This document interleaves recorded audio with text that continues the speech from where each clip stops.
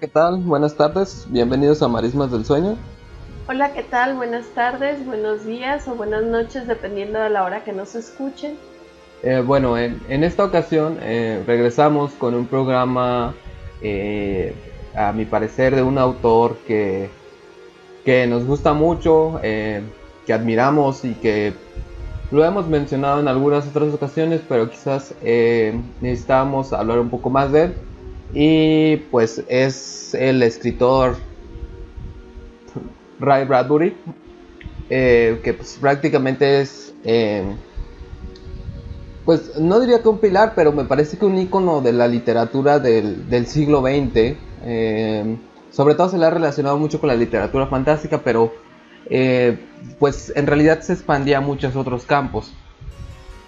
Así es, él es considerado uno de los más grandes escritores de ciencia ficción, entre otras cosas por haber escrito dos clásicos geniales que son Crónicas Marcianas y Fahrenheit 451, que nos habla de una distopía futurista y se convirtió en una de las tres grandes distopías de este tipo en el siglo XX, junto con Un Mundo Feliz de Aldous Huxley y 1984 de George Orwell.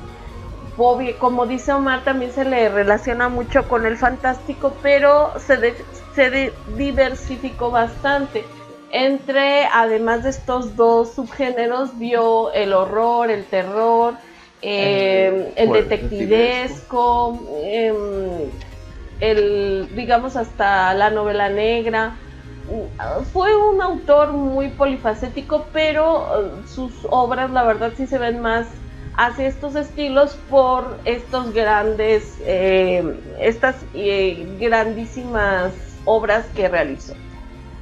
Pues la verdad a nosotros nos encanta, lo admiramos muchísimo y yo creo profundamente, me suscribo a las palabras de Aldous Huxley, que después de leer Crónicas Marcianas, y lo parafraseo porque no sé si fue la frase exacta, le dijo: señor, es usted un poeta. Y en verdad, la mayoría, si no es que casi todos sus textos, tienen una poesía exquisita, escribió de una manera tan hermosa, las cosas cotidianas las volvía hermosas, utilizaba muchísimas tropos literarios, de estas figuras literarias, hacía la descripción una belleza realmente, cosas que parecen tan simples las volvía hermosas. Entonces yo creo sinceramente que él era así. Dentro de la ciencia ficción se le descalifica un poco bueno, no se le descalifica, sino que es una ciencia ficción no de esas que les llaman duras, sino una ciencia ficción poética. Él no le interesa si las cosas se cumplen científicamente de esa manera, o si se podría o no podría hacer. O sea, sus mundos se los va construyendo, y si son cosas, digamos, extrañas, pues ni siquiera se preocupa de a lo mejor decir: no, es que este motor funciona de esta manera. No es su tipo de ciencia ficción, pero varias de sus ideas pues son interesantes, porque recuerden, por muy extraño que un mundo sea, tiene que tener, si no una base de realidad, ciertas leyes que correspondan a este mundo y respondan a como debe ser. Entonces a lo mejor lo leemos algunas cosas y decimos: no, eso es imposible, como que crezcan árboles en Marte después de una lluvia de una sola noche. Pero no importa, porque dentro de lo que él está tratando de hacer, que es repoblar Marte, o bueno, no repoblar, sino más bien colonizar Marte por parte de los humanos, era algo necesario pues para que vivieran y tuvieran un dominio sobre el planeta, además de otras cosas. Entonces hay muchas cosas. Por ejemplo, en uno de los cuentos de lo que vamos a hablar, que es Caleidoscopio, pues cualquiera se infarta oyendo las descripciones de cómo vagan en el espacio los astronautas y demás, y diría: no, eso es imposible por esto, por lo otro. Sí, tal vez, pero en la época en la que fue escrito, sin saber lo que sucedía en el espacio y demás, pues él podía describir este viaje o esta andanza perdida de estos astronautas de la manera que él quisiera. La verdad es que no hay problema en ese lado, y en cambio cuando se pone a ver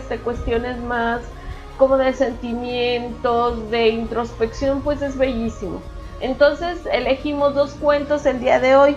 El pequeño asesino, que sería un cuento, no sé, ¿tú cómo lo clasificarías? ¿Entre fantástico y terror? Pues sí, un poco. De hecho, se publicó en revistas pues así eran catalogadas como de misterios, pero pues, o sea, bueno, en revistas pulp. O sea, si uno está metido dentro del horror, pues en algún momento sale Lovecraft y el círculo de Lovecraft, y pues estos círculos de Lovecraft escribían para estas revistas que se llamaban pulp. Que era la literatura pulp, era la que se escribía en estas revistas, que básicamente eran revistas de papel muy barato, como lo que fueron los Penny Dreadful hace 100 años antes más o menos. Y pues aquí cubrían temas como misterio, como lo que iba a ser después del cine negro, como de aventuras, de fantasía heroica, como lo era Conan, cuentos de horror, desde científicos locos. De hecho es muy común ese tema, científicos locos, dioses, los detectives de lo sobrenatural. Ahí está Jules de Grandin, Jules de Grandin. Entonces, pues esta historia originalmente fue publicada en una historia de estas, así se llamaban Dime Mystery, creo, que sería como misterio de 10 centavos o algo así, me parece. Entonces, yo la catalogaría principalmente, creo que habla de terror. Ese es como el punto principal, pero pues puede ser catalogada como misterio, o incluso rozando un poco la ciencia ficción, porque habla de esta posibilidad de un bebé recién nacido que tenga ciertas habilidades que no que no tienen los bebés nacidos. Porque bueno, también es aquí un poco hablando de lo que hablaba Gaby. O sea, muchas veces la ciencia ficción no puede ser tan exacta. Por eso a mediados del siglo XX se hizo esta diferenciación de ciencia ficción dura y ciencia ficción que no es dura. Pero bueno, o sea, a final de cuentas no importa tanto, porque como dice Alan Moore, o sea, aunque escribas una historia que no se parezca aparentemente en nada a la realidad común, lo que tiene que resonar es a nivel emocional. Entonces creo yo que las historias de Bradbury eso es lo que hacen, y eso es lo que hacen los grandes, o sea, las grandes de la ciencia ficción hacen eso. Es una historia que te habla a tu nivel emocional y de alguna manera a tu espíritu, a tu alma, no sé cómo decirlo. Sí, y sí, estoy de acuerdo con lo que dices. Y bueno, escogimos otro cuento que se llama Caleidoscopio, que de hecho cuando se estrenó Gravity de Alfonso Cuarón y fuimos a verlo al cine, yo le decía a Omar, creo que le faltó la poesía de este pequeño cuento. Entonces, sí estaba muy bien hecha la película, y desde el punto de vista técnico, pues qué decimos, nada, estaba muy interesante. Pero a nuestro punto, en este pequeño cuento que se nos narra algo muy parecido tal vez de lo que podría pasar en esta historia, pues nosotros vamos a vamos a hablar acerca de este cuento llamado Caleidoscopio.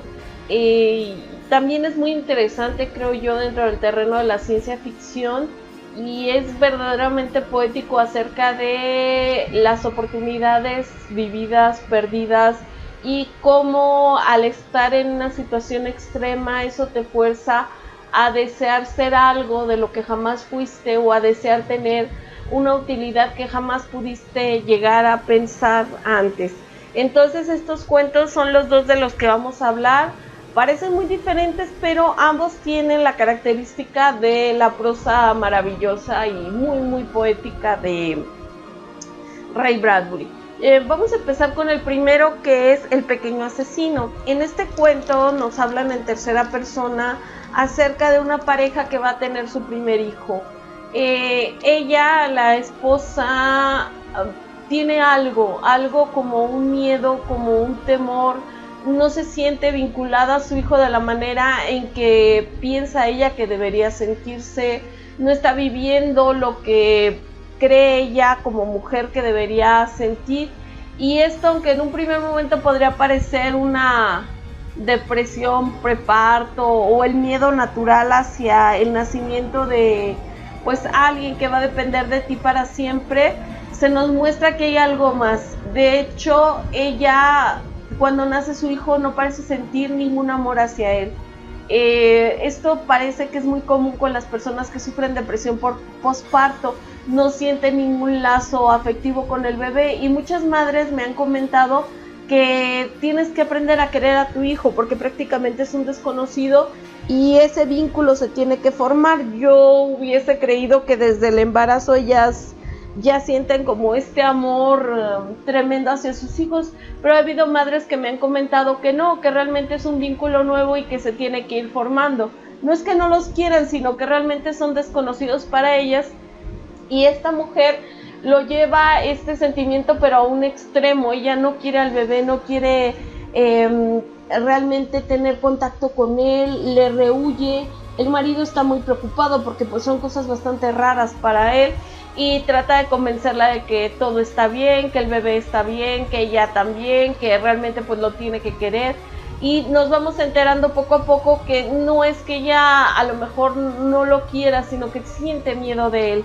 Ella siente que el bebé la odia, pero en verdad, o sea, no es como una alucinación así como de es que mi hijo no me quiere porque yo no soy suficiente madre para él, que también son comentarios que yo he oído. Qué decepción tendrá de su madre y cosas así. Yo siempre pienso, pero ¿por qué un bebé sentiría o pensaría eso, verdad? Y en realidad aquí lo que nos vamos dando cuenta es que ella se anima a contarle al esposo después de un tiempo sus temores, y parecen bastante fuera de lo normal. Ella piensa que el bebé la quiere matar. Ha habido pequeños incidentes, casos donde el bebé, aunque suene lo más increíble porque es un bebé recién nacido, a lo mejor de unas semanas de vida nada más, el bebé intenta matarla. Ella lo va contando con miedo porque sabe que todo el mundo la va a ridiculizar, o más bien su esposo la va a ridiculizar, o cree ella eso, se va a reír de sus temores, le va a decir que está loca, pero ella ha encontrado cosas con las que nota algo que le están queriendo hacer un daño. De hecho, ella se enferma porque sospecha que el bebé abrió una ventana y ese aire frío pues a ella le enfermó. Entonces una vez también encuentra un juguete que parece que lo pusieron en un lugar para que ella se cayera y cosas así, hasta que el marido le dice que no, que son tonterías, que en realidad pues es la presión, esa responsabilidad de tener un bebé y demás. Ella como que baja la guardia, se siente mal, piensa que lo está alucinando, que en realidad a lo mejor sí es una depresión postparto en la cual ella se siente inadecuada para crear un bebé, pues cosas como normales, pero nos vamos dando cuenta que no, porque un día su esposo regresa y la encuentra muerta, y la encuentra muerta al pie de la escalera porque cayó, tuvo una caída fatal, y él después encuentra un juguete pequeño con el que ella se resbaló. Entonces empieza a sospechar del bebé por las cosas que ella le decía, hasta que en un determinado momento pues va a ver al bebé y lo nota muy sonrojado, muy como muy acalorado, hasta piensa que está enfermo y está todo triste él porque dice, o sea, ya perdí a mi esposa, voy a perder a mi bebé, pero después va haciendo como una lista de los incidentes que ella le platicaba, y cuando encuentra este juguete y el hecho de verlo todo acalorado, todo lleno, su carita de rojo, lo que él pensaba que era una fiebre, se da cuenta que no, que en realidad era el bebé que escapaba de su cuna, y cuando regresaba muy rápido pues llegaba acalorado. Cómo lo hacía, cómo caminaba, no sabemos, nada más nos da a entender eso. Y el papá en sus digresiones llega a la idea de que en realidad el hijo los odia por haberlo traído al mundo, pero un nivel tremendo que si alguien le recuerda Padre de Familia, pues creo que va un poco por ahí, y a lo mejor no sé si ellos tomaron la idea con Stu y el el bebé que odia a su madre, que siempre está tratando de matarla, porque lo sacó del vientre materno, que era el lugar donde él se sentía seguro. Entonces el padre pues deja como todas estas ideas, que era como una especie de diario, ¿no? Donde deja o una carta. Se las contaba al doctor. Ajá, y el doctor pues realmente no le creía, igual que él no le había creído a la esposa, pero un día llega el doctor a verlo y se da cuenta que está muerto y hay un leve olor a gas, y ahí el doctor, todas estas cosas que le contaba, pues entre que las cree no las cree, y va a ver al bebé, pero la puerta está cerrada. Entonces cuando la abre se da cuenta que no hay nadie en la cuna, y pues para un bebé recién nacido sabemos que eso es imposible. Los bebés recién nacidos lo más que pueden hacer, y después de un tiempo, es voltearse, o sea, se pueden dar la vuelta, pueden rodar un poco, o con el movimiento de sus pies se pueden mover un poco, pero nada que ver de salir de su cuna ni cosas así. De hecho, es muy común tenerlos en lugares altos o cosas del estilo, porque cuidándolos se sabe que el bebé no va a salir de ahí. Entonces el doctor se da cuenta que lo que el esposo le contaba de él y de su esposa es verdad, y él finaliza el cuento buscando algo con que deshacerse del bebé, y piensa entre macabro y poéticamente que si él lo ayudó a nacer con una operación, también él debe ayudarlo a abandonar este mundo, porque se da cuenta que él es el pequeño asesino de sus padres. Y nos cuenta de manera muy intrigante el autor cómo ve algo pequeño que se está escondiendo, y al final, de una manera entre bastante extraña, macabra, pero también interesante, juega esta cuestión que uno juega con un bebé, de decirle: ven bebé, te voy a dar esto, o ven bebé, hay algo brillante para ti. Pues nosotros ya nos vamos dando cuenta de qué puede ser y qué es lo que va a hacer el doctor. Sí, en este cuento es muy extraño cuando lo lees la primera vez, porque pues habla temas que prácticamente pues son un tabú, o sea, esta parte de el parricidio, matricidio, matar bebés, toda esta parte, o sea, es un tabú.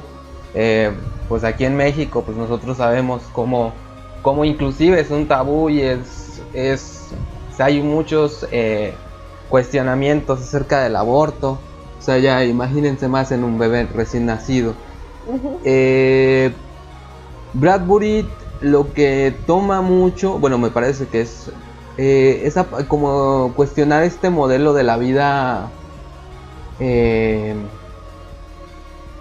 la vida norteamericana, o sea, esta aparente felicidad de las familias de los suburbios y todo esto, porque pues o sea, es muy común que meta esa realidad donde los hijos puedan deshacerse de los padres. Por ejemplo, recuerdo el de La Hora Final o algo así, no me acuerdo cómo se llamaba el cuento. Creo que sí, en El Hombre Ilustrado, que es de unos niños que se contactan con unos extraterrestres, y los extraterrestres les dicen que, bueno, así rápidamente, que les ayuden a hacer un portal, y que ellos se van a deshacer de los padres para que ya no tengan reglas. Y pues es estos, por ejemplo, lo que hablábamos también en cuando estábamos hablando de Carlos Enrique Taboada, o sea, esta vivencia que tienen los niños y estos horrores que pueden tener los niños dentro de su vida, tanto para ellos como el horror que significan para nosotros, porque a final de cuentas, bueno, quizás algunas embarazadas no crean esta teoría que yo tengo, pero yo creo que sí. O sea, los bebés son como son como un poco como los aliens, o sea, pues es un organismo que crece dentro de ti y que te puede matar. Bueno, el alien sí mataba al huésped, pero a final de cuentas te puede matar. Y los hijos realmente, pues podemos matar a los padres, porque a final de cuentas hasta cierto punto estamos hechos para destruirlos. Nosotros vivimos de ellos en cierta manera. Uh-huh. Y aparte, bueno, eso creo yo que es lo que habla Ray Bradbury. También está todo este miedo de las nuevas generaciones, que también es muy común, porque aparte el cuento se escribe a finales de los 40, que pues obviamente la vida idealizada y el sueño como americano pues se crea en esta época. Y es cuando llegan los baby boomers, que son los niños que nacieron después de la Segunda Guerra Mundial, los cuales eran esperados con mucha alegría por sus padres después de ese conflicto tan tremendo, y fueron muy queridos, muy esperados, pero también pues representan algo que da miedo, un futuro que no se sabe qué va a suceder. Y pues muchas veces ellos pues es normal ese miedo. De hecho, hay una película de Narciso Ibáñez Serrador que se llama ¿Quién puede matar a un niño?, en la cual los niños son los asesinos de todos los adultos que viven en una isla española. Y también eso es algo que vemos en Los Niños del Maíz, en varias cuestiones. Es como el horror de la paternidad, el horror de las nuevas generaciones que van a devorar a la generación anterior, y cómo el cine y la literatura lo retrata. De hecho, yo creo que esto tiene mucho que ver con el miedo a ser padre, el miedo a este nuevo ser que llega, que tú no sabes cómo va a ser, cómo se va a comportar, si va a ser bueno, va a ser malo, o si realmente tú vas a fallar en esta misión de ser un padre para él, que también yo creo que es algo que se puede ver muy bien en No oyes ladrar los perros de Juan Rulfo, porque ahí también vemos pues horror de la paternidad, un horror que es literal, vas a cargar con tus hijos hasta la muerte, y no solo la muerte tuya, puede ser la muerte de ellos, y tú hasta el final tienes que estar con ellos para bien o para mal, que es lo que hace este señor, que literalmente carga a su hijo toda la noche para buscar un lugar donde lo puedan salvar. Y este poder de cargarlo, aunque él es ya un anciano, le da la oportunidad de sacar como todo ese resentimiento, todo lo que trae dentro sobre su hijo, que es un muchacho que se perdió completamente, no sirvió para nada, y realmente lo único que le pedía era que oyera ladrar unos perros. Y al final, al cadáver de su hijo es lo que le reprocha: no me pudiste ayudar ni con esa esperanza. Aquí en el Pequeño Asesino es una cuestión pues más rápida y más cruel que No oyes ladrar los perros, porque no hay ni siquiera la oportunidad de ver crecer este bebé y ver si en verdad va a ser o no va a ser algo bueno para sus padres, porque el bebé demuestra ser desde el principio un ente odioso que los detesta y quiere deshacerse de ellos. Es una irracionalidad en este odio hacia ellos, porque ¿quién más lo iba a cuidar? O sea, ¿quién más se iba a hacer cargo de él? ¿Quién más lo iba a querer? Pero este odio irracional, extraño, que el bebé tiene hacia sus padres, pues por haberlo traído al mundo, por haberlo sacado del lugar en el que él se encontraba bien, se encontraba, digamos, en su estado más feliz, pues lo traduce en este asesinato. Por muy extraño que suene, Bradbury lo resuelve de una manera genial. Estas pequeñas pistas que nos da acerca de lo que el bebé puede hacer, lo que en realidad hace y cómo se deshace de las personas, pues es genial. Uno creería y diría, no, esto está de verdad extraño, pero con todas las cositas como, pues digamos, estos pequeños pasos detectivescos, nos vamos dando cuenta de que sí hay un asesino, y en este caso pues es un pequeño asesino. Así es. Y bueno, también yo creo, creo que esto suena, hasta parece meme, pues a final de cuentas, pues uno podría también incluso simpatizar con lo que se cree del bebé. O sea, esta parte de pues también es el horror a la existencia. O sea, esta nueva vida es como este horror a todo lo que vive, pues, o a lo que vive, pues, que también sería cuestionar esta idea de quizás la vida, pues, no es lo que nosotros creemos, pues, y no todo es felicidad. Y creo que por eso Bradbury es muy interesante. O sea, es su poética, pero también hay muchos cuestionamientos que parece que no están ahí de repente, Y pues sus cuentos de horror también lo tienen mucho. Me parece que luego es curioso porque sus cuentos de horror no parecen como tanto de horror por lo poético, pero cuando los vas analizando poco a poco te va demostrando muchas cosas muy interesantes. Así es. Y ahora vamos a pasar al segundo cuento que elegimos, que se llama Caleidoscopio. Este cuento sí es ciencia ficción y nos habla de una nave espacial que está viajando en el espacio exterior, exactamente tal vez pasando la luna en camino a Marte. No sabemos exactamente por qué ocurre un accidente y la nave se desintegra, pero lo curioso del caso es que los astronautas no mueren con el choque, porque él nos dice que hubo más bien como que la nave se rajó, se rompió, no explotó ni nada, y lo que pasa es que los tripulantes son lanzados al espacio. Aquí lo interesante del cuento, y pues lo que yo decía es que mucha gente criticará porque diría, es que eso no es posible, las cosas que cuenta y demás, porque bueno, ahora ya sabemos cómo son las condiciones, qué es lo que ocurriría con una persona en el espacio y demás. Sin embargo, este cuento se hizo en los años 50, cuando se estaba empezando la carrera espacial entre Estados Unidos y Rusia, y pues varias de las cosas que dice sí tienen sentido, quitando ya los conocimientos que tenemos sobre lo que pasaría con alguien flotando en el espacio, que ellos les dan incluso una cápsula, no sé si es de cianuro o de algún elemento tóxico, para que pues no pasen ese tiempo espantoso, digamos, flotando sin cesar y muriendo de hambre o de sed.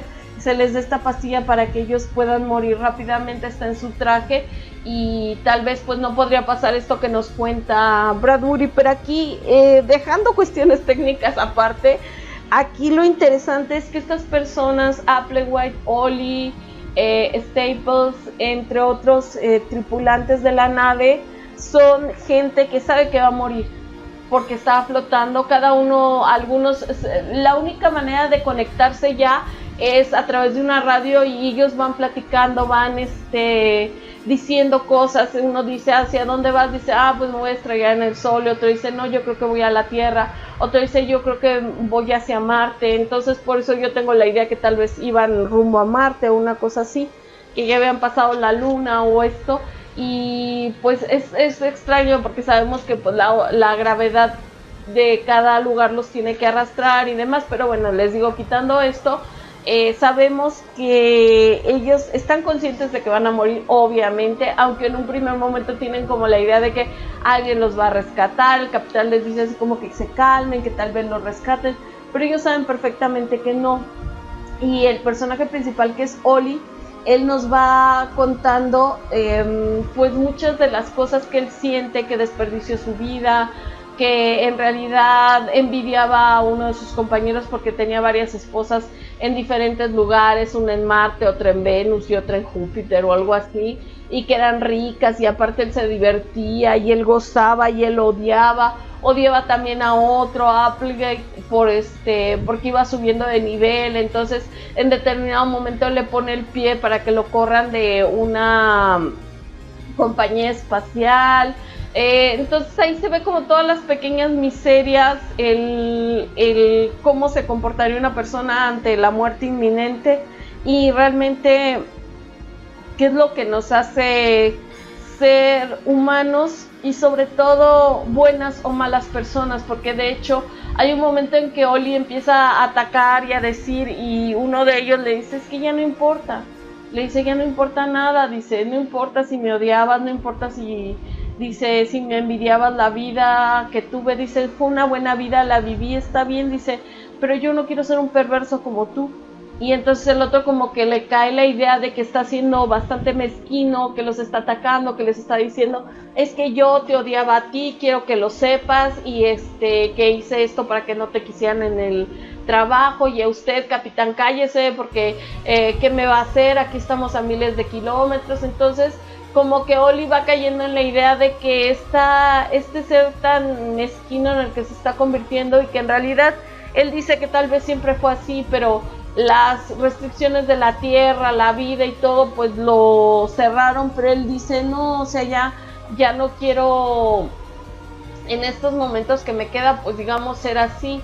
Y además, bueno, pues se va dando toda esta interacción. Lo curioso del cuento es que todos ellos se comunican de poco a poco y dicen, no, pues yo voy para acá, para allá. Y de hecho, en determinado momento, Oli mata a uno de los astronautas que está sintiendo como una especie de pánico, ansiedad, uno de estos ataques terribles, y lo desespera porque dice, lo único que tenemos ahorita es esta comunicación. Y si él con sus gritos, con sus histerias y demás, pues lo va a arruinar. O sea, yo lo que quiero ahorita es estar platicando con ellos, ellos quieren estar platicando conmigo, y literal nos dice que mata al que está gritando. Está cerca de él y le rompe el casco, y pues sabemos que al no haber gravedad y demás, pues lo que puede pasar con la carne humana en determinado momento cuando sucede esto. Él se convierte en este asesino de este hombre, pero ni siquiera lo mata por algo, por odio, lo mata pues para seguir hablando con los demás y que él no interrumpa. Y de hecho dice, pues es que al final no hice algo tan malo porque pues él iba a morir de otras maneras, y a lo mejor más terribles. Entonces es esta cuestión como tan rara de qué hace un ser humano cuando está ante sus últimos minutos de vida, cómo los puede aprovechar. Hay un momento bien hermoso donde uno de los compañeros les dice que él está cerca de Marte y que lo está atrapando como una lluvia de meteoritos que se llama, ¿no recuerdas cómo se llamaba? Es como la que circula después de Marte. Que... Sí, pero el nombre, ¿no recuerdas? Yo no me acuerdo. No lo recuerdo tampoco, pero tiene un nombre griego muy bonito, y él dice que es un caleidoscopio, y hasta les dice, es que esto es tan hermoso, y ya después lo dejan de oír, y ellos dicen, es que va a estar flotando siempre con estos fragmentos, estos meteoritos que van a dar cada 100 años la vuelta a Marte y no sé qué. Dice, él va a formar siempre parte de este caleidoscopio. Tan solo esa descripción, no, es una belleza. Y ya después, pues cada quien así como que lo va dejando porque están siendo arrastrados a su muerte, a su destino. Y Oli, que es el último y el que está hablando, nos dice que va a caer a la Tierra y que él va a quedar como un meteorito, bueno, más bien que va a causar la impresión de ser un meteorito, porque al entrar tan rápido a la atmósfera, pues se va a incendiar. Y dice que él quisiera haber hecho algo bueno con su vida, que él quisiera haber logrado algo valioso, ser bueno para alguien, pero que pues ya en estos últimos momentos él no va a lograr nada, que él siente que ya realmente ya no hay nada que pueda hacer, pero que él desearía que él en sí, o tal vez hasta su muerte, fuera algo valioso para los demás. Y cuando va entrando a la Tierra hay un niño, nos dicen que en Illinois, lo cual se me hizo muy poético porque Ray Bradbury era de ahí. Dice que ese niño levanta la vista y le dice a su mamá, mira, una estrella fugaz, y su mamá le dice, pide un deseo. Entonces al final de cuentas se nos dice muy poéticamente que la muerte de este hombre sirvió para algo bueno, para hacerle sentir a ese niño que podía pedir un deseo. Así es. Pues bueno, es muy difícil porque es un cuento tan corto, pero eso era lo que mencionábamos, de que hay esta resonancia a nivel emocional, o sea, porque al final de cuentas, o sea, literalmente se habla de la muerte, pero es una forma de hablar de la muerte en general, o sea, cómo nos vamos a enfrentar a la muerte al final de cuentas, todos, si estuvimos amargados, si estuvimos de acuerdo con lo que pasó en nuestra vida, si eso, o sea, si vamos a reclamarle a otras personas, y al final de cuentas si eso importa, o sea, ante nuestra muerte. Y creo que, bueno, me parece que en una parte es muy muy bello cuando habla de que es como si fuera una película que termina y como que al final solo hay una última chispa de luz y la película terminó. En este punto me parece esta metáfora, pues como el arte mismo, pues para cada uno de nosotros solo existe como en un momento en el tiempo. Y aunque podamos volver a verlo, pues ya la obra se va a terminar en algún momento. Y esta poesía, o sea, es lo que les decimos con Bradbury, o sea, él cómo habla de de estos lugares, sí, o sea, a final de cuentas usa la ciencia ficción y esa ciencia ficción en los 50 pues todo tenía que ser así como de que vamos a lograr algo y no, y aquí pues no, o sea, no podría ser diferente, por ejemplo, a que un barco se hunda o a que vaya a haber un accidente y lo que piensas en los últimos momentos. Y es esta parte, o sea, y yo creo que esa es la maravilla de Bradbury, o sea, cómo te habla de esas cosas tan trascendentales en pocas de estas, cómo te le hace sentir eso, que a final de cuentas, pues también está dentro de nosotros. Ajá. Sí, porque realmente, ¿quién sabría más que los que están a punto de morir, pero tienen un poco de tiempo para reflexionar qué es lo que vamos a hacer o cómo nos vamos a comportar? ¿Va a salir nuestro verdadero yo o es el yo que en ese momento por la desesperación puede surgir y dar una cara que nunca antes habríamos proyectado? Y sin embargo, estos momentos, esta soledad tan terrible que ellos sufren, porque a cada rato lo mencionan, estamos a 150,000 kilómetros de distancia, estamos a 100,000, 300,000 millas, kilómetros, no recuerdo bien cuál es la medida, pero bueno, ellos es la idea que ellos tienen, es la idea que ellos piensan que hay de distancia entre ellos. Y pues este momento de reflexión, de decir, bueno, mi vida a lo mejor pues hice y volví, todas esas pasiones, esas cosas, esos dolores, esos sufrimientos, esos odios ya no sirven de nada en este momento, y pues ¿qué puedo hacer?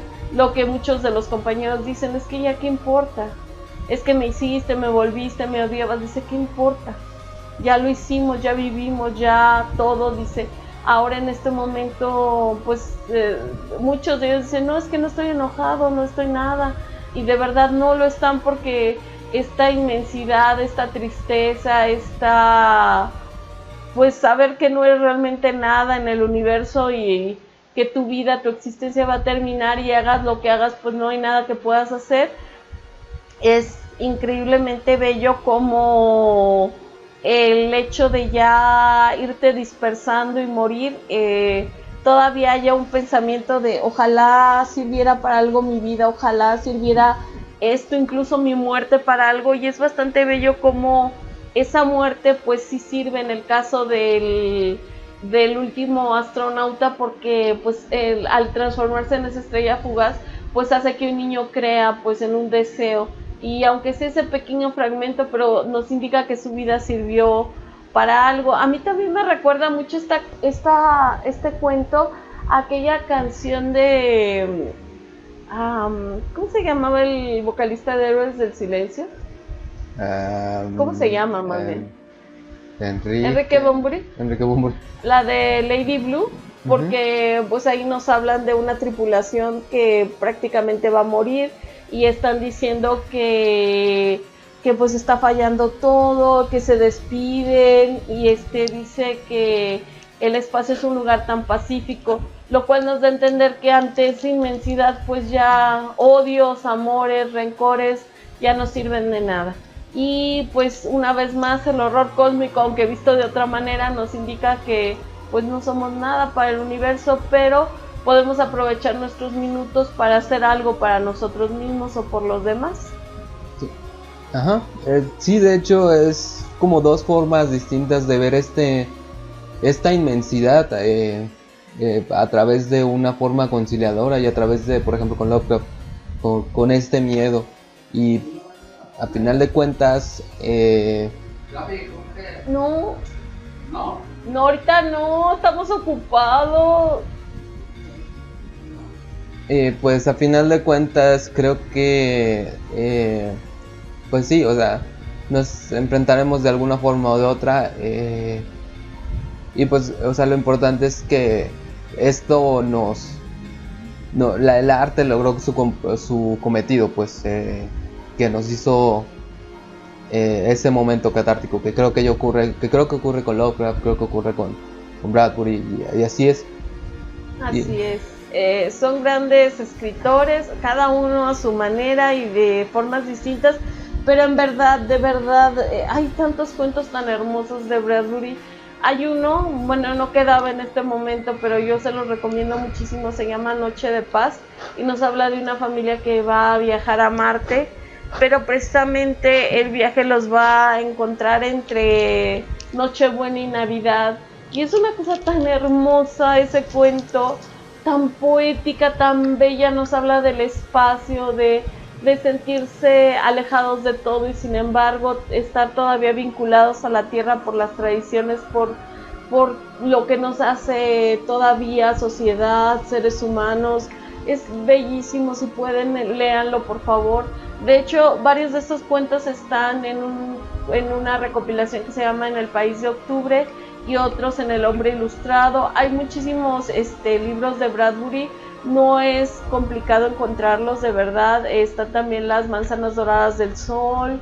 Entonces es súper recomendable Bradbury, por favor. Si quieren leer en verdad un autor completamente poético, léanlo, no se van a decepcionar. Sus temas son tristes muchas veces, pero dentro de esa tristeza hay una inmensa belleza. Así es. Entonces, pues nada, creo que nos despedimos con eso. Y yo creo que, bueno, si han leído a Bradbury, pues díganos cuáles son sus cuentos favoritos. O novelas, porque también escribió novelas. Y pues nos estaremos viendo en el siguiente episodio. Cuídense mucho, hasta luego.